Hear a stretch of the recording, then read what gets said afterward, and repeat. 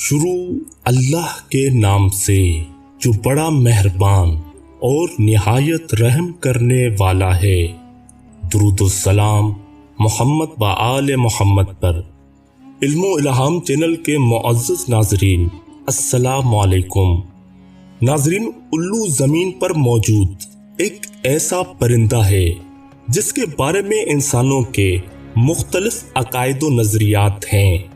جیسا کہ ایشیا میں رہنے والے لوگ الو کو احمق یا پھر منحوس مانتے ہیں، جبکہ اس کے مقابلے میں یورپ کے باشندے الو کو بڑا ہی عقل مند اور چالاک تصور کرتے ہیں، اور یونانی لوگ تو اس پرندے کو عقل کا دیوتا مانتے ہیں۔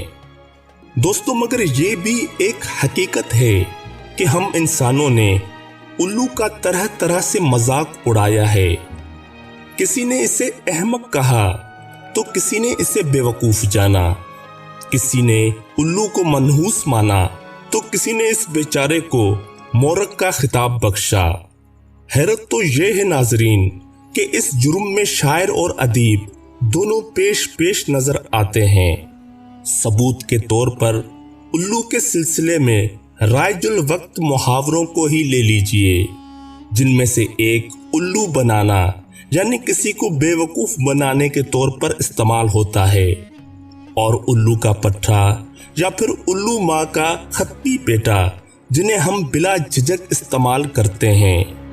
دوستو، اس کے علاوہ ہمارے ہاں بہت سے مفروضات ایسے ہیں جن کا الو بیچارے سے کوئی تعلق ہی نہیں ہے، مگر ہم نے ان مفروضات کو اپنے عقیدے کا حصہ بنایا ہوا ہے۔ جیسا کہ اگر الو گھر میں نظر آ جائے تو اس گھر میں مصیبت اور بلا کا نازل ہونا لازمی ہے، یا پھر جس درخت پر الو ڈیرے ڈال دے تو اس درخت کا جھڑنا حتمی ہے۔ مگر ناظرین، جب آپ پرندوں کا مطالعہ کریں گے تو آپ کو پتہ چلے گا کہ الو میں بہت ساری ایسی خاصیتیں ہیں جو دوسرے پرندوں میں نہیں ہیں۔ اس کے علاوہ ناظرین، اسلامی روایات میں بھی الو کو ایک بزرگ اور عبادت گزار پرندے کے طور پر پہچانا گیا ہے۔ جیسا کہ پرندوں میں سب سے زیادہ جس کو امام حسین علیہ السلام کی شہادت پر صدمہ پہنچا وہ پرندہ الو ہے۔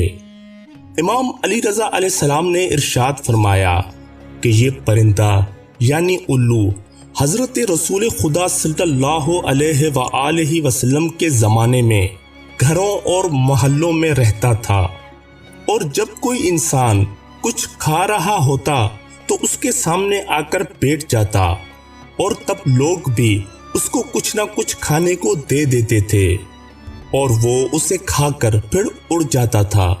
لیکن جب حضرت امام حسین علیہ السلام شہید ہوئے تو الو نے آبادیوں کو چھوڑ دیا اور ویرانوں یعنی پہاڑوں اور صحراؤں کو بسا لیا، اور کہنے لگا کہ تم بدترین قوم ہو کیونکہ تم نے اپنے نبی کے فرزند کو شہید کر دیا، مجھے اب تم پر یعنی انسانوں پر بھروسہ نہیں ہے۔